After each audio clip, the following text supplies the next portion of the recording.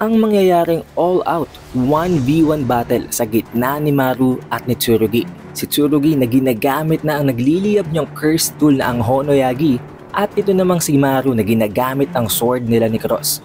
Ang katotohanan sa kung ano talaga ang curse technique nitong si Maru na may connection din pala sa technique sa ability nitong si Cross at kung paano talaga nila napapatakbo ang Nonax. Na by the end of this chapter marirealize nyo guys na talagang deserving na mabigyan ng special grade sorcerer na title itong si Maru. Dahil given the conditions, magagawa nga niyang matapatan maging si Dabura. Ang potensyal na paggamit nitong si Tsurugi at nitong si Yuka ng isang binding vow para manalo sa kanilang mga kalaban at kung ano talagang ibang countermeasures na ginagawa ng Japan para matigil ang pananakop ng mga Simurians. Ang lahat ng yan at marami pang iba tatalakay natin dito sa ating full chapter review ng Jujutsu Kaisen Modulo Chapter 14. Kaya naman siguraduhin nyo nang nakalike, nakasubscribe at na rin nyo ng bell button para automatic ma-notify kayo pagka-release natin ng susunod na video. Kaya naman huwag na nating patagalin pa, let's go! Ang title ng chapter na ito ay As an Older Brother. Sa pinakaunang parte ng chapter ay pinag-uusapan ng dalawang members ng Jujutsu Tech na itong si Mino at si Miyaguni kung anong dapat nilang gawin. Dapat ba nilang itapat si Yuka kay Dabura? Considering the fact na aware naman silang lahat, lalong-lalo ng dalawang ito na hindi naman mananalo si Yuka kontra kay Dabura. Imposible yon. Kaya pwede naman daw siguro na wag na lamang nilang ituloy ang duelo, isuko na lamang nila ang lugar. Pero hindi yun mangyayari. Hindi pala papayag ang ibang mga nations na basta-basta hayaang makakuha ng territory ang mga aliens. At this point, alam na din ng iba pang mga members ng Jujutsu Tech ang tungkol sa taning sa buhay ni Yuka na may natitira na lamang siya dito na 3 months. Dahil nga bilang isang team member ng team ni Usami na kinabibilangan ng dalawang magkapatid na Okutsu, malapit din talaga sa kalooban nitong si Mino si Yuka. Kaya as long as possible ayaw niyang mamatay ito kahit alam niya na nalalapit na talaga ang kanyang taning sa buhay. Nagsuggest itong si Mino, bakit hindi daw nila gamitin ang kanilang nuclear powers?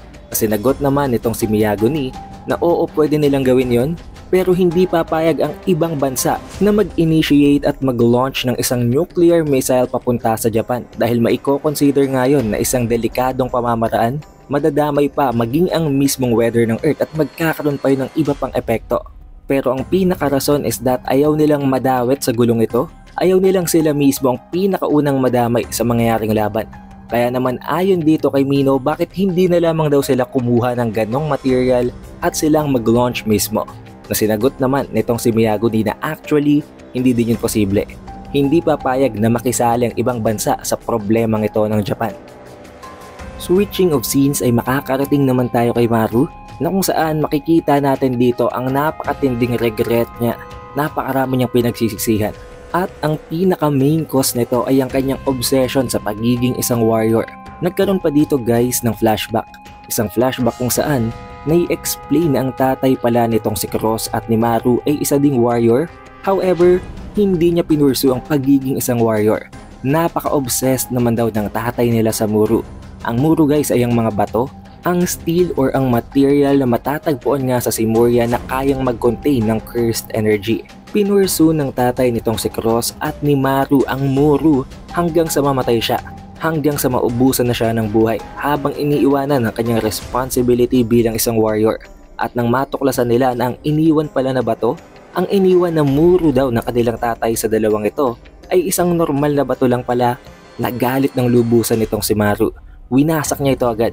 Para lamang hindi maisip nitong si Cross na walang kwentang pinagpaguran ng kanilang tatay. Na para bang ang gustong mangyayari nitong si Maru ay ang isipin ni Cross na galit siya dahil inaksaya ng kanilang tatay ang oras para hanapin ng ganitong klase ng bato without giving the fact na talagang walang kwenta talagang pinagpaguran ng tatay nila dahil hindi naman talaga Muru ang nakuha niyang bagay. Isa itong literal na bato compared sa mga naipon na Muru na meron talaga si Dora. Ever since then, talagang gustong ipursu nitong si Maru ang pagiging isang warrior. Pinaninindigan niya ng napakatigas, ng napakasolid ang pagiging isang warrior ng mga Lumelians. However, nagbabago yon ng paunti-unti habang nawi-witness at nabababad siya sa kabutihan nitong si Cross at nitong si Dabura. Kaya naman siguro kaya nakita natin sa past chapters, medyo para bang mas pikon si Cross kaysa dito kay Maru. Pero ang katotohanan pala, si Maru pala ang may kasalanan kung bakit gano'n na lagi ang mood ng kanyang kapatid. Then dahil doon, gusto niyang makabawi kay Cross. Gusto niyang makausap ito at humingi ng tawad. Pero paano niya pa yung gagawin ngayong nasa critical condition na nga siya? Habang nangyayari ito, malapit lang pala itong si Tsurugi na may napakalalim din na iniisip maliban sa duwelong nalalapit ng kanyang kapatid. At this point, alam na din ni Tsurugi na napakalayo ng social structure ng mga Simurians kumpara sa mga humans. Pero hindi naman nila pwedeng basta-basta itakwil, basta-basta na lamang paalisin ng mga Simurians nang dahil lamang doon. Pero ang pinakagumugulo sa isip niya is, paano nila nabuo ang Nonax? Paano yung nag-work? Dahil alam naman natin guys na nakita natin yon sa previous chapters, sa flashback, pero hindi pa yon alam nitong sila Tsurugi. Hindi pa yun isineshare dito nitong sila Maru. Ang pinakahuling impormasyon daw na nabanggit nitong sila Maru bago sila umalis mula sa Simuria is that nagtutulong-tulong nga ang mga Lumerians daw na bumuo ng isang kanal. Pero matapos yon, bigla na lamang silang nakaalis, nakarating dito sa Earth gamit ang Nonax. At ang pinakahuling impormasyon, ang pinakahuling bagay na bubuo sa puzzle ay walang iba kung hindi si Maru din mismo.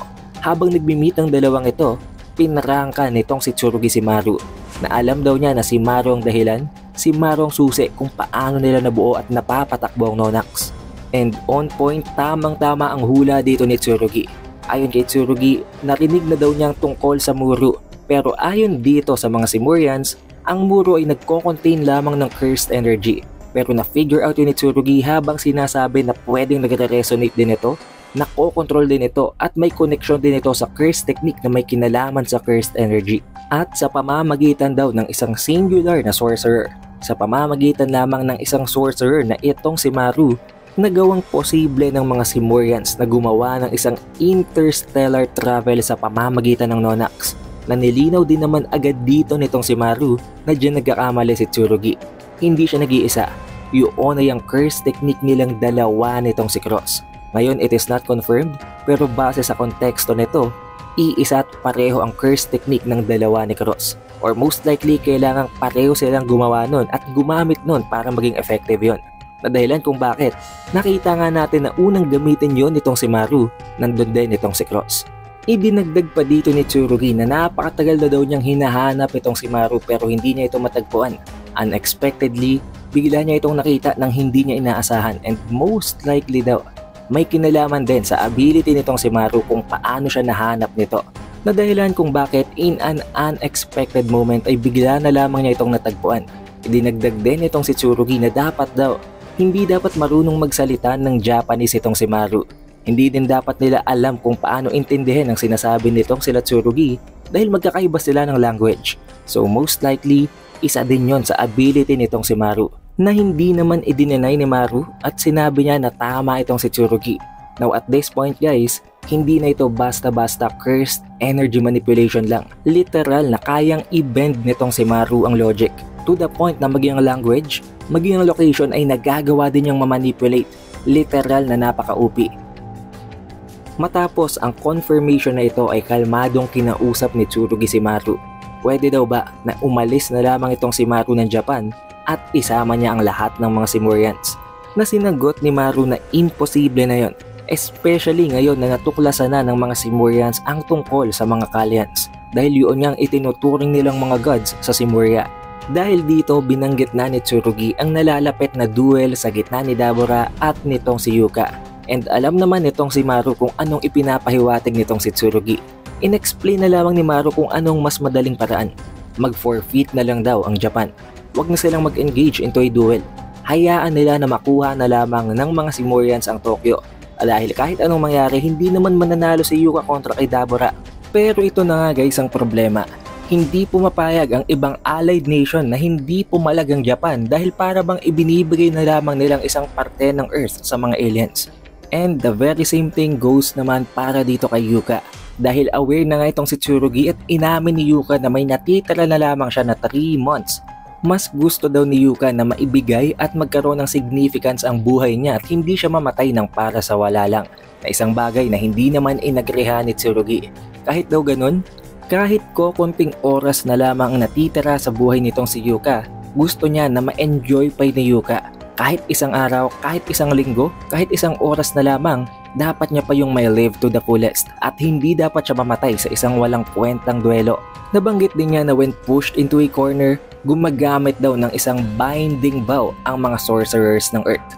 Na hindi niya na nga kinailangang i-explain, it was as if alam na yon itong si Maru.